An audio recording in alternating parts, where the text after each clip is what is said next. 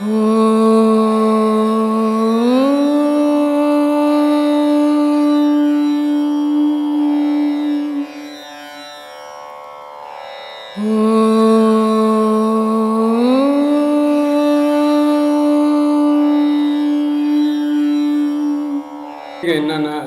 நீரில்லா நெற்றிப்பாழ்ன்ட்டு விளக்கம் சொன்னீங்க. ஆனால் அதை எப்படி அணியணுன்றது புரியல. கை இருக்குது, அதை அள்ளி பூசிக்க வேண்டியது தான். இதெல்லாம் எப்படி அணியணும்? இப்போது முருகருக்கு பார்த்தீங்கன்னா 3 பட்டை போட்டிருக்காங்க. முருகரை நீ பார்த்துக்கிறியா? இப்போ சிலைக்கு வச்சிருக்கிறாங்க. சிலைக்கு தானே போட்டான், உன் சிலைக்கு நீ போட்டுக்கோ. Okay sir. அப்புறம் பெருமாளுக்கு பார்த்தீங்கன்னா நாமம் போட்டிருக்காங்க. அவங்களுக்கு பிடிச்சதை அவங்க போட்டுக்கினாங்க. வீட்லேயும் அம்மா வந்து நாமம் தான் போட்டுக்கணும்னு சொல்லி போட்டுக்கிட்டோம் சொல்லுவாங்க. நாமம் போட்டாலும் திருநீர் போட்டாலும் அது எதுக்காக போடுறோன்னு முதல்ல தெரிஞ்சுக்கணும். சரிங்க சார்.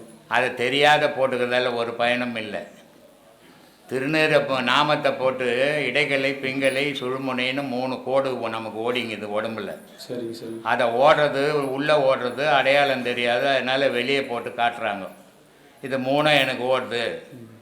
இடைகளை பிங்கலைன்றது வெள்ளை 2 வெள்ளையை போட்டு, சுழுமுனைன்றது சிகப்பை போட்டுறாங்க, திருசனம் போட்டுறாங்க. அதே மாதிரி பட்டை போடுறவங்கள 3 பக்கம் 3 பட்டை போட்டுட்டு நடுவில் குங்கத்தை இடுவாங்க. இடைகளை பிங்களை சுழுமுனை ஓடுதுன்னுட்டு. இது 3மே அதுவும் மண், திருநீரும் மண், நாம திருசனமும் மண். ஒரு நாளைக்கு மனுஷன் எல்லாரும் மண்ணா போகிறோம். இந்த மண்ணா போகிறதுக்கு முன்னாடி இந்த நெத்திலியாவது இந்த மண்ணை பூசி பழக்கம் பண்ணிவிடுவோம் அப்படின்றதுக்காக இதை பூசிக்கின்னு திரியிறோம். அதனால் முருகனுக்கெல்லாம் போய் யாரும் மனுஷன் பட்டை போட முடியாது. சிலைங்களுக்கு தான் போட்டுக்கணுக்கலாம். முருகனுக்கு பட்டை போட முடியுமா? கிட்ட போக முடியுமா? போகவே முடியாது. அதனால் சிலைக்கு போட்டு காட்டினது யாருன்னா அந்த சிலையே நீ தான். அங்கே முருகன் அப்படி இல்லை. முருகன் ஒளியாக இருக்கிறான், இங்கே சிலையாக வச்சுருக்குது. கோயிலில் வச்சுக்கிற சிலையெல்லாம் மனுஷன் சிலை தான். மனுஷனுக்குள்ளே தெய்வம் இருக்குதுன்றதுக்கு தான் அதை காட்டுறான். எந்த சாமி திருவிளையாடல் பார்த்தியா? அதில் சிவாஜி கணேசன் சொல்லுவார், இந்த ஊர்லேயே பெரிய வீடு அவன் வீடு தான் வரும். எங்கேயாவது சாமி வீடு கட்டிக்குதா? மனுஷன் தான் கட்டுவான். மனுஷனே கட்டுவான், மனுஷனே கும்பிடுவான். அவன் அருளாலே அவன் தாள் தொழுதுன்னான். அவன் உள்ளே இருந்துக்குன்னே அவனுக்கு கோயிலை கட்டி அவனையே வழிபட வச்சான் மனுஷனை. அதனால் கோயிலில் வச்சுக்கிற சிலைலாம் மனுஷனை அவதாரம் தான். ஒரு இடத்துல பார்த்தீங்கன்னா கத்தி கப்படெல்லாம் குத்து வச்சுருப்பாங்க. அவங்களுக்கு என்னத்து கடவுளை கண்ணை தோண்டா செத்து போடுமே. அவர் என்ன சண்டையாக போட போகிறார் மனுஷங்கிட்ட வந்து? மனுஷனால் சண்டை போட முடியுமா கடவுள்கிட்ட? பெரிய பெரிய அரக்கணுங்களே தோற்று போட்டானுங்க. சராசரி அப்பாவி மனுஷன் நீ போய் சண்டை போட முடியுமா? கண்ணை தோண்டா நீ இருக்க மாட்டேன். அப்புறம் கத்தி கப்படா சூளம் வேலு இதெல்லாம் என்னத்துக்குது? ஆனால் மனுஷனுடைய குணங்களை சித்தரித்து தான் அங்கே சிலையாக வச்சுருக்குது.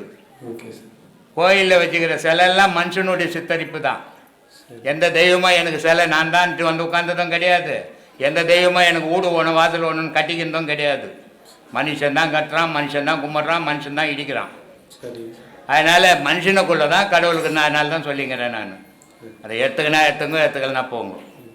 சொல்லு. தாய் தந்தை பேச்சு தப்பாமல் கேட்கணும்னு சொல்லியிருக்கீங்க. ஒரு நல்ல பாதையில் போகும்போது தாயோ தந்தையோ தடுக்கலாம், அவங்கள பேச்சை கேட்கலாமா கேட்கக்கூடாது? எந்த பாதையில் போனாலும் தாய் தப்பம் பேச்சை கேட்கணும். தாய் தப்பம் சொல்கிறது நல்லது தான் சொல்லுவாங்க, கெட்டதுக்காக சொல்லுவாங்க. கெட்டதுக்கு சொல்கிறான், உண்மையான தாய் தப்பனா இருக்க மாட்டான். என்ன நல்ல தாய் தப்ப புள்ள நல்லா இருக்கணும் தான் ஆசைப்பட்டு சொல்லுவாங்க. ஆனால் இந்த ஒரு பாதையில் வந்தால் தாய் தப்பனும் தடுப்பா, பொண்டாட்டியும் கட்ட எடுத்துப்பா. ஏன்னா இது பயம். தாய் தப்புனை விட்டுட்டு நீ ஓடி போகிறன்ற தாய் தப்புனுக்கு பயம், பொண்டாட்டி விட்டுட்டு போயிட்டு போகிறேன்னு அவளுக்கு பயம். அதனால் இந்த ஒரு பாதையில் மட்டும் தடுப்பாங்க. மற்ற பாதையிலெல்லாம் தாய் தப்பு நீ நல்லா இருக்கணும்னு தான் சொல்லுவாங்க. நல்லா இருக்கணும் சொன்னால் தான் தாய் தப்பேன். கெட்டு போனேன்னு சொல்கிறோம் தாய் தப்பு. எந்த தாய் தப்புன்னு சொல்லுவான்? தாய் தப்பன் கெட்டவனாக இருந்தால் கூட நான் கெட்டவனாக இருந்தேன் என் பிள்ளைங்க நல்லா இருக்கணும்னு தான் ஆசைப்படுவான். அவன் தான் உண்மையான தாய் தப்பன். மகான்கள் சொன்னது நமச்சிவாய என்றிட ஊழ்வினை தீர்ந்திடும் என்று சொல்கிறாங்க. அப்போது நம்ம நமச்சிவாய என்று உச்சரிப்பு மட்டும் போதும் என்று முடிவு செய்தோம். நாங்கள் எல்லாம் நமச்சிவாய என்று உச்சரிக்க தொடங்கினோம். ஆனால் ஊழ்வினையோ தீர்ந்த பாடு இல்லை. இந்த நமச்சிவாய உச்சரிப்பை எவ்வாறு செய்தால் இந்த ஊழ்வினை தீரும் என்று கொஞ்சம் கூறுங்களேன். நமச்சிவாயான்னு சொன்னீங்கன்னா எல்லா வினைகளும் தீரும். நமச்சிவாயான்ற வார்த்தை இருக்குது, அது சாதாரண வார்த்தை கிடையாது, சக்தி வாய்ந்த வார்த்தை. ஆனால் அந்த நமச்சிவாயன்றது சினிமாவில் சொல்கிற மாதிரி சொல்லிட்டு போகக்கூடாது. சினிமாவில் வருவான், ஒரு மந்திரம் பண்ணுவான், உடனே சாமி வந்து நிற்கும். இப்போ நாடகத்துல எல்லாம் கூட சாமி வந்து பேசிங்குது. அது மாதிரி நினச்சிக்கின்னு பண்ணுறது இல்லை. இது நமச்சிவாயான்றது ஓயாமல் ஒழிச்சுக்கினே இருக்கணும் உனக்குள்ளவே. அந்த நமச்சிவாயான்ற ஓயாமல் ஒழிக்கும் போது உன் உடலுக்குள்ளே ஒரு சூடு ஏறும். அந்த சூடு உன்னுடைய பாவத்தெல்லாம் அழிச்சிடும். நீ ஒரு நாளைக்கு போயிட்டு ஒரு வாட்டி போய் நமச்சிவாயான்னு சொல்லிட்டேன் நான் ஓஞ்சி போச்சுறேன்னா ஓஞ்சி போகாது. ஒரு நாளைக்கு வேலை செய்யிட்டு 30 நாள் சாப்பிட முடியுமா? 30 நாள் வேலை செய்தால் தான் மாதம் ஃபுல்லாக சாப்பிட முடியும். அப்போ இப்போ சாதாரண ஜீவனத்துக்கு அப்படிங்குது. உன் பாவத்தை அழிக்கிறதுக்கு எவ்வளோ தீவிரமாக அதில் போடணும் நமச்சிவாயா. நமச்சிவாயான்னு ஒரு நாளைக்கு நமச்சிவாயா சொல்லிட்டேங்க, என் பாவம்லாம் தீரலைங்க, என்ன எப்படி தீரும்?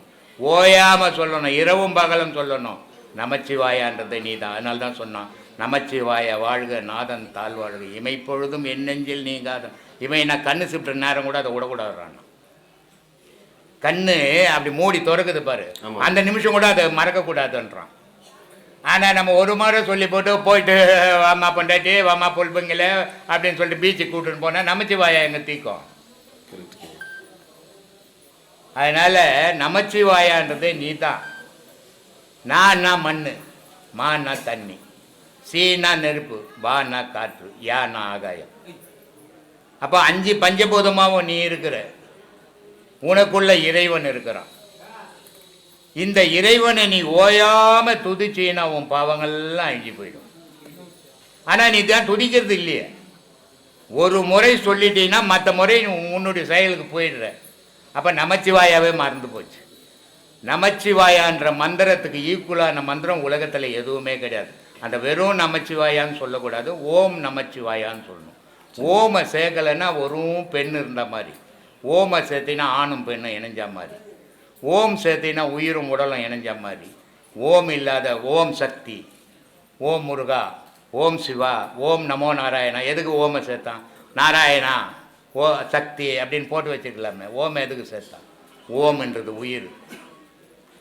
அந்த உயிர் இல்லாத இந்த உடல் நிற்காது. அதனால் ஒரு நமச்சிவாயா நமச்சிவாயா, அந்த ஓம் நமச்சிவாயா, அந்த ஓமை இணைக்கும் போது தான் அந்த நமச்சிவாயாவுக்கு சக்தி பிறக்கும். உயிர் உள்ளே இருக்கிறதால தான் இந்த உடலுக்கு சக்தி. நீ உன்னால் நடக்க முடியுது, உன்னால் ஓட முடியுது, உன்னால் எல்லாம் செயலும் செய்ய முடியுது. உயிர் இல்லைன்னா படுக்க தான் ஆகிடும். அப்போ நான் ஒரு நமச்சிவாயா இருந்தால் அது படுக்கையாகிடும். உயிரும் உடலும் சேரும்போது இயக்கத்துக்கு வந்துடும். அதை சேர்ந்து செய்யும் போது தான் ஓயாமல் செய்யனால தான் சொன்னான் நமச்சிவாயா வாழ்க. இது நல்லா இருக்கணும். இந்த உடல் நல்லா இருந்தால் தான், இந்த உடல் நல்லா இருந்தால் தான் அதில் நாதன் குடியிருப்பான். அப்போ நாதன் என்றவன் இறைவன், இறைவனும் நீயும் சேர்ந்து தான் 2 பேராக தான் இருக்கிறீங்க. அதனால் நமச்சிவாயா வாழ்க நாதன் தாழ்வாழ்க இமைப்பொழுதும் என் நெஞ்சில் நீங்காதான் வாழ்க கோகழி ஆண்ட குருமணி தாழ்வாழ்கன்னா. இப்போ நிறைய இடத்துல போடுறாங்க, புக்கில் போடுறாங்க, கோகழி ஆண்ட குரு மனிதன்றாங்க. குரு மனிதன் இல்லை, கோகழி ஆண்ட குருமணி. குருமணின்னா கண்மணி. இந்த கண்மணி தான் மனிதனுக்கு குருவாக நிற்குது. இதில் தான் கடவுளுடைய இயக்கம் விந்து இருக்குது. டாக்டர்கிட்ட போனீங்கன்னா கண்ணை திறந்து பார்ப்பா, அவர் பழிக்காத பழிக்காத பழிப்பாரான்ட்டு. அப்போ அதில் இருக்கிற அந்த சூட்சம விந்து இல்லைன்னு சொன்னால் தேராது எத்தனை போயிட்டு வீட்டுக்குன்னுவான்.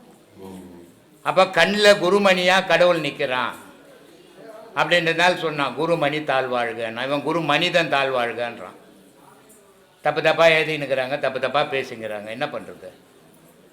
அதனால் இந்த வார்த்தைகளை இணைச்சி ஓயாமல் சொல்லணும். அதனால் மாணிக்கவா சொல்ல, கண் இமைக்கிற நேரம் கூட அதை மறந்துடக்கூடாது. நீ எதை ஒன்றாலும் மறக்கலாம், இதை மறக்காத அப்படின்னாரு. நீ ஒரு முறை போய் ஓம் நமச்சிவாயான்னு சொல்லி போட்டு மற்ற காரியம் கூட்டத்தை இட்டுன்னு கும்மாலாட்சியும் திஞ்சின்னா கடவுள் வரமாட்டார். உன் பாவமும் தீராது சாமி. உன் பாவம் தீரணுன்னா நீ ஓயாமல் ஒழிக்கணும். எல்லா செயலுக்கும் அதனுடைய பலனை அனுபவிக்கணும்னா நீ ஓயாமல் செய்யணும். அது எந்த செயலாக இருந்தால், வீட்டு செயலாக இருந்தாலும் சரி, கடவுள் செயலாக இருந்தாலும் சரி, தொழில் செயலாக இருந்தாலும் சரி, ஓயாமல் ஒரு நாள் போய் வேலை செய்யிட்டு 1 மாதம் சம்பளம் கொண்டா கொடுக்க மாட்டான். அது மாதிரி ஒரு நாளைக்கு போய் நமச்சிவாயான்னு சொல்லிட்டுனா கடவுள் என் பாவத்தெல்லாம் தீர்க்க மாட்டான். இதெல்லாம் யோசனை பண்ணி செய்யுங்க. சொல்லு. சரிங்க. ஏம்மா நீ உள்ளுக்குள்ளவேவும் சொல்லு, வெளியவும் சொல்லு. வெளியே போனீங்கன்னா உள்ளுக்குள்ளே சொல்லு, உள்ளே இருந்தீங்கன்னா வெளியில் சொல்லு. ஐயா பட்டினத்தார் பாடல் ஒரு வரி மட்டும் சொல்றேன். அந்த பாடல் பட்டப்பகலை இரவென்று கூறும் பாடகரே அப்படின்னு சொல்றாரு. இந்த பட்டப்பகல் என்று இரவு என்ன சொல்றாருன்னு கொஞ்சம் விளக்கமா சொல்லுங்க. பட்டப்பகலை இரவென்று கூறிடும் பாதகரேன்னு சொல்ல, அதுக்கு முன்னாடி நிறைய சொல்றாரு. பதிப்பதியாக எழுதின்னு வராதிங்க. சரிங்க. அவர் சொல்றாரு, இறைவன் இல்லாத இடத்துல உயிரினங்கள் வாழ முடியாது. இறைவன் எங்கே இருக்கிறோன்னு அங்கே தான் உயிரினம் வாழும். அப்படிப்பட்ட உயிரினம் வாழற இடத்துல இறைவனை மறந்துட்டு இவன் தான் பெருசுன்னு வாழ்ந்துன்னுக்கிறான்.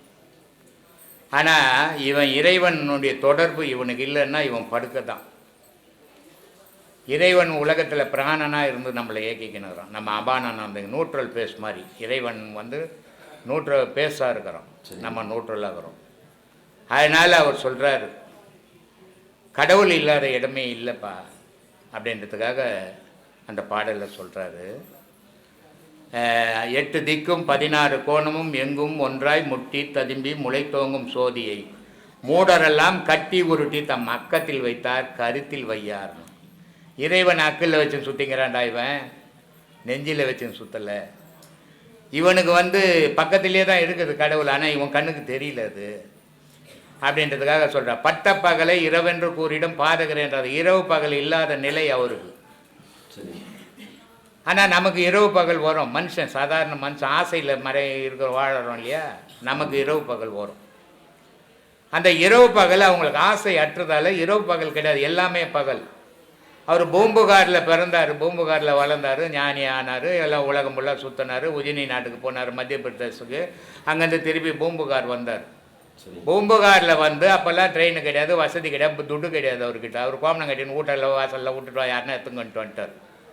நம்ம ஒரு 500 ரூபாய் தாரம் வந்து போய் 5 நாளுக்கு அங்கேயே போய் தேடிங்கிறோம் நம்ம ஆசை. அவர் கோடிக்கணக்கான அரசனை விட அதிகமாக இருந்து கூட விட்டுட்டு வந்தார். அதனால் ஆசை அத்து போச்சு அவருக்கு. அதனால் அவருக்கு இரவு பகல் இல்லாத நிலைமை ஆகி போச்சு.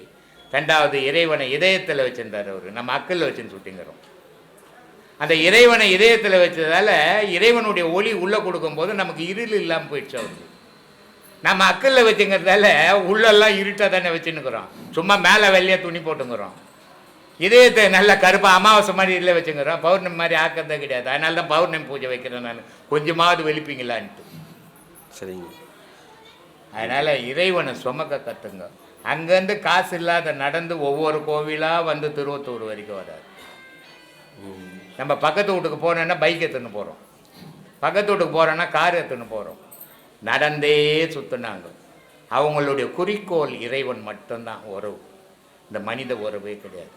அப்படி வந்து அடைஞ்ச மகான் சொல்கிறாரு, அவருக்கு ஆனந்தம் தொங்கி போச்சு. அங்கே சமாதி ஆக போகிறார், இறைவனோட கலக்க போகிறார் திருவத்தூரில். பேக்கரும்பனுடைய முனைவு உனக்கு எங்கே தித்திக்குமோ அங்கே தாண்டா உனக்கு மோட்சம்னு இறைவன் சொல்லிடுறான். சரி. இறைவன் எவ்வளோ பேர் அறிவாளிப்பார். திருவடை மருதூரில் பத்ரகிரிக்கு மோட்சம் கிடச்சிச்சு. அப்போ இவர் கேட்குறாரு, அவனுக்கு 4 வார்த்தை இங்கிலீஷில் சேர்த்து கூட சொல்ல கும்பிட தெரியாது. உன்னை அவனுக்கு மோட்சம் கொடுத்துட்டேன், நான் இவ்வளோ வருஷமாக உன்னை புகழ்ந்து தள்ளிங்கிறேன், எனக்கு மோட்சம் கிடைக்கலன்னா உனக்கு கரும்பனுடைய முனை எங்கே தித்திக்குதோ அங்கடா மோட்சம்ட்டார். இந்த ஊருக்கு போக மோட்சம் அடையவேன்னு சொல்லலை. சொல்லியிருந்தாருன்னா அவருடைய புகழ் வெளி உலகத்துக்கு தெரிஞ்சிருக்காது. இறைவன் எவ்வளோ பெரிய அறிவாளிப்பார். எல்லா கோயில்லையும் போய் எல்லா கோயில்லையும் பாட்டு பாடுறாரு. அதனால் எல்லாருக்கும் அவரை தெரிஞ்சு போச்சு. பத்ரகிரின்னு தனியாக ஒரு வரலாறு எடுக்க முடியாது. பட்டணத்தாரை தொட்டால் தான் பத்ரகிரி வருவார்.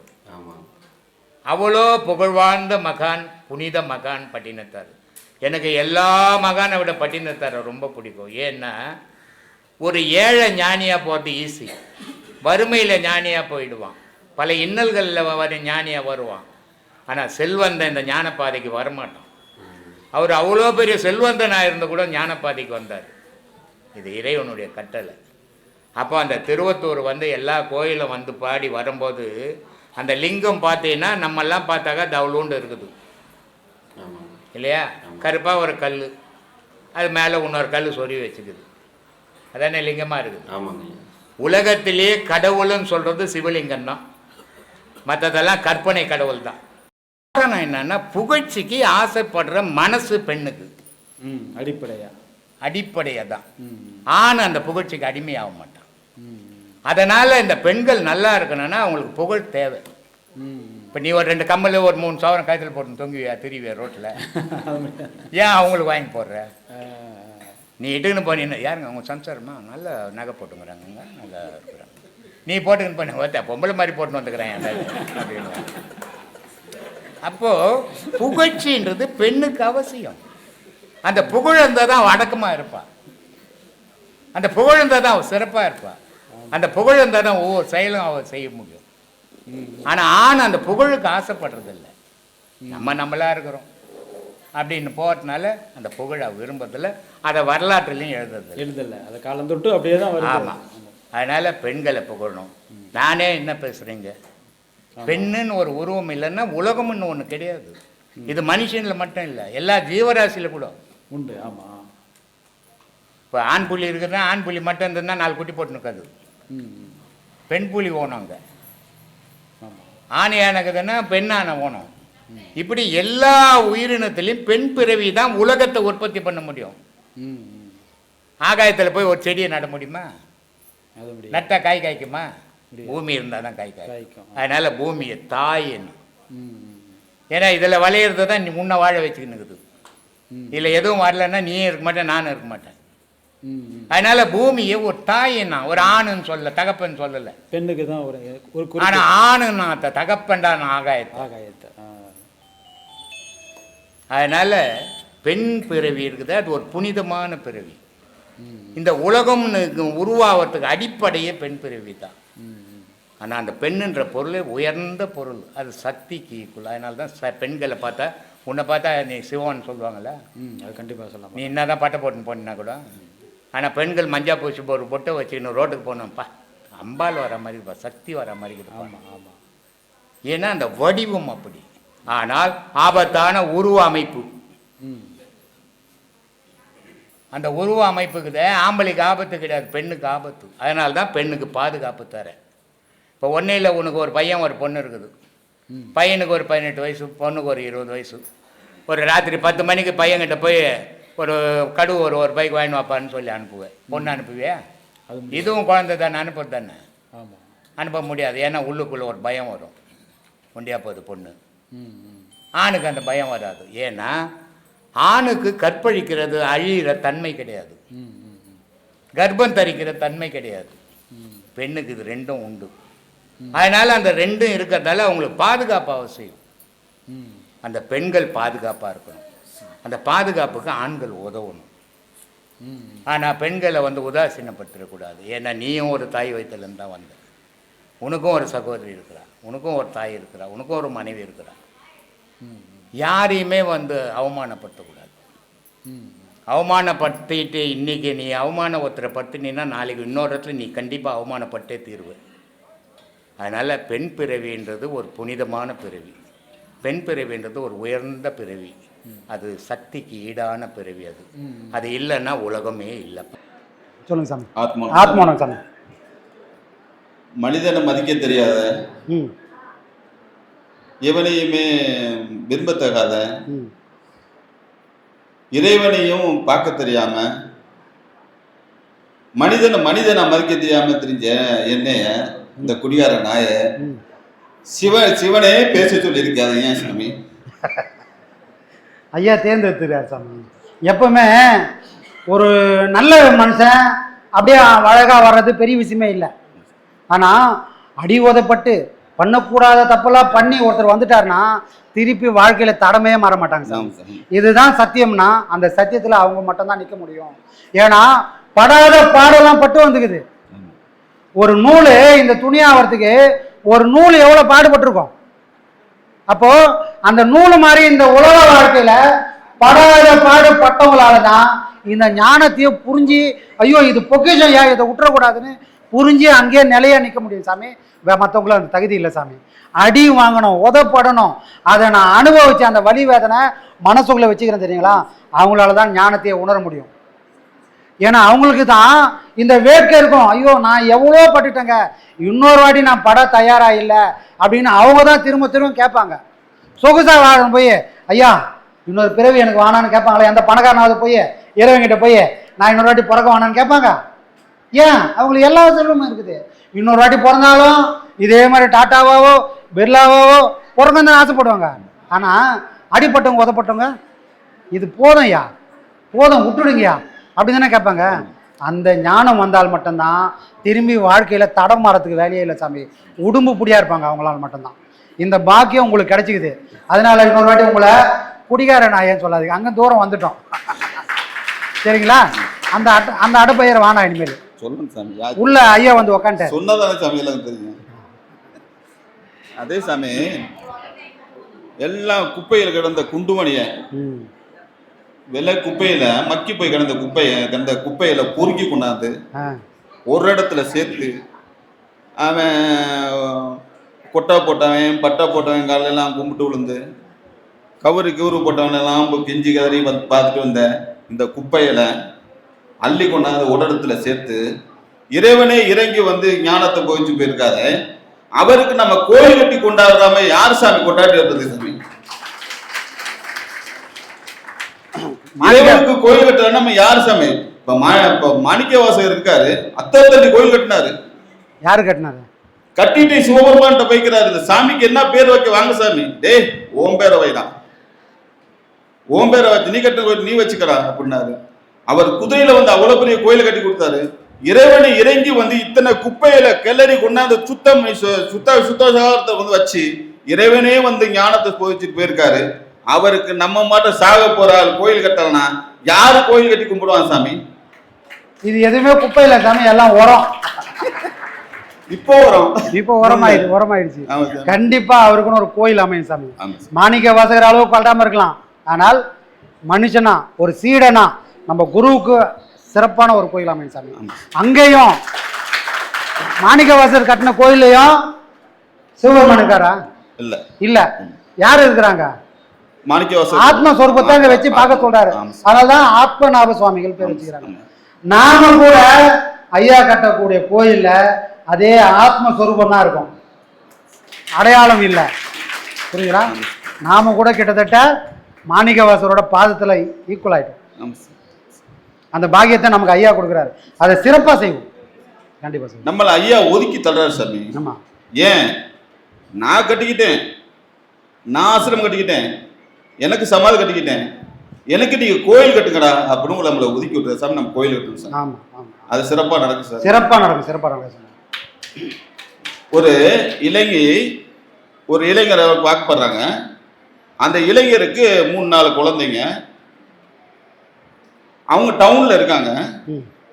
டவுன்ல இருக்கும்போது கிராமத்துல இருந்தா ஒரு முருங்கைக்கீரையை மட்டும் ரசம் வச்சு கொடுத்துடலாம், ஒரு விறகு சுப்பி பொறிக்கலாம், எல்லா செயலுமே செஞ்சு அந்த அம்மா அந்த பிள்ளைய கூட்டி காப்பாத்துறாங்க, இடத்த விற்கிறாங்க.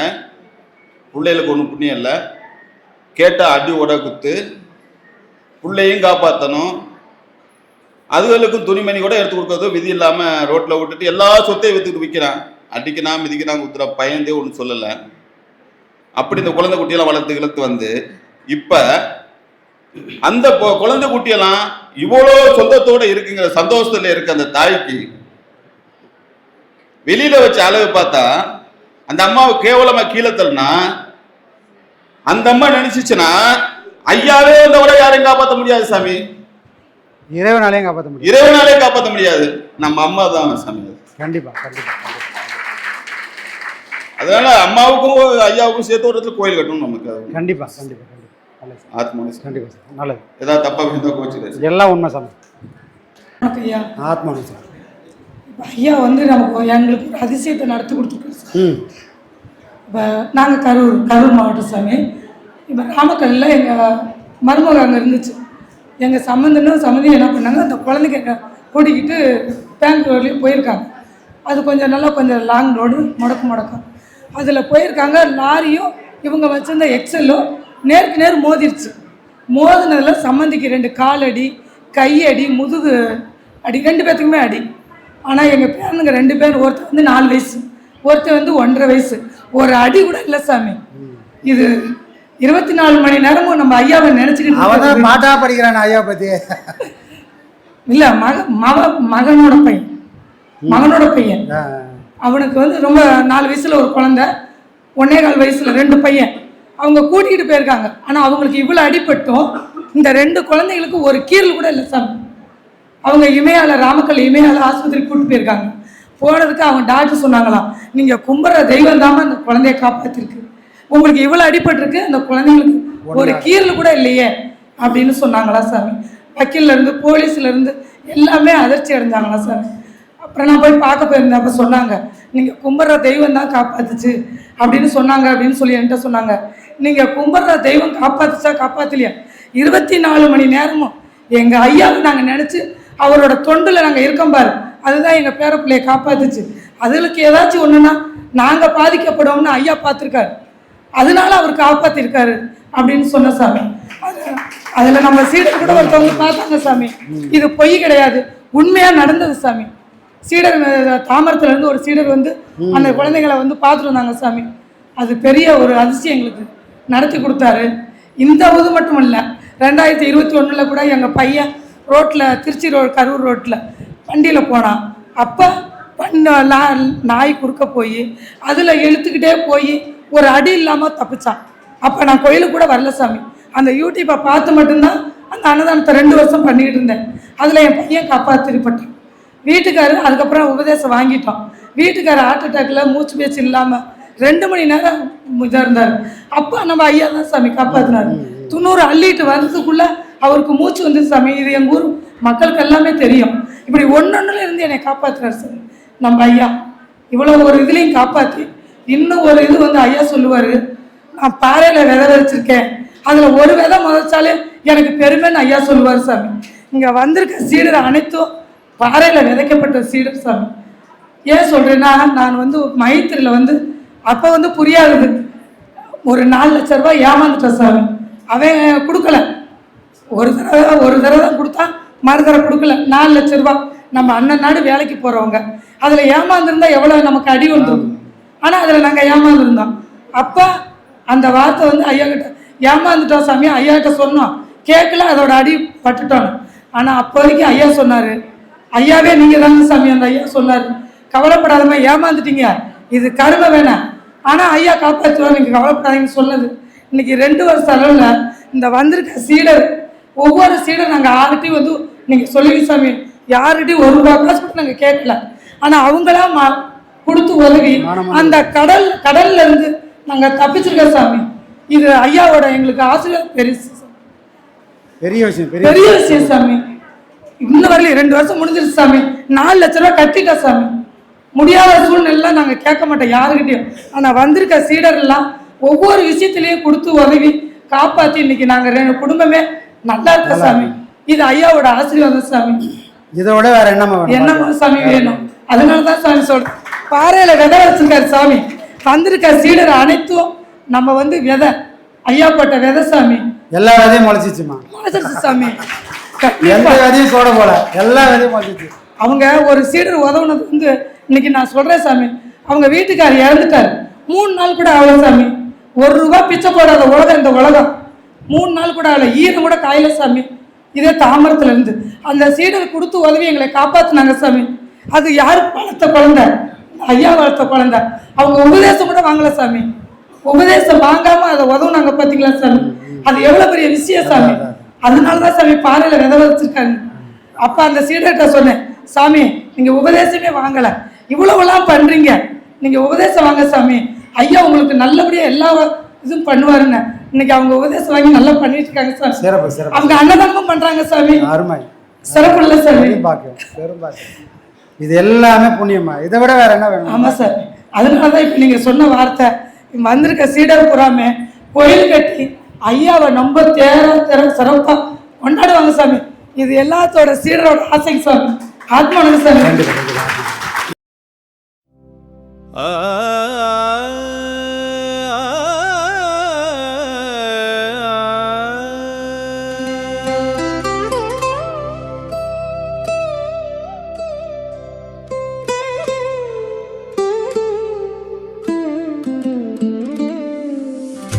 நித்தியானந்தன் நீ அவதாரம் நின் அருளாலே தொலைந்ததென் அகங்காரம். நித்தியானந்தன் நீ அவதாரம் நின் அருளாலே தொலைந்ததென் அகங்காரம். பாவங்கள் பரந்தோட பரிகாரம் நின் பாதத்தில் பணியணும் அது போதும். பாவங்கள் பரந்தோட பரிகாரம் நின் பாதத்தில் பணியணும் அது போதும். பக்தர்கள் நெஞ்சிலே வாசம் நின் பாடங்கள் அதுதானேயம் வேதம். நித்தியானந்தன் நீ அவதாரம் நின் அருளாலே தொலைந்ததென் அகங்காரம்.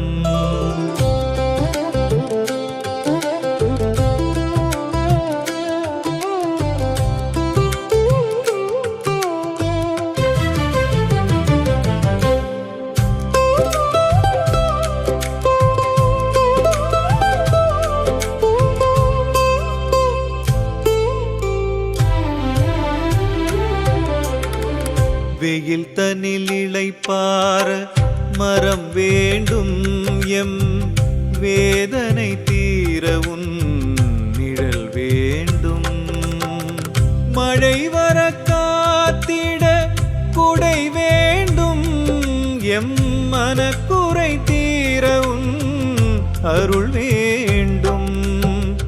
மழை வர காத்திட குடை வேண்டும் எம் மனக்குறை தீர உன் அருள் வேண்டும். இருள் பயம் போக்கிட ஒளி வேண்டும் எம் இதயத்தின் இருள் தீர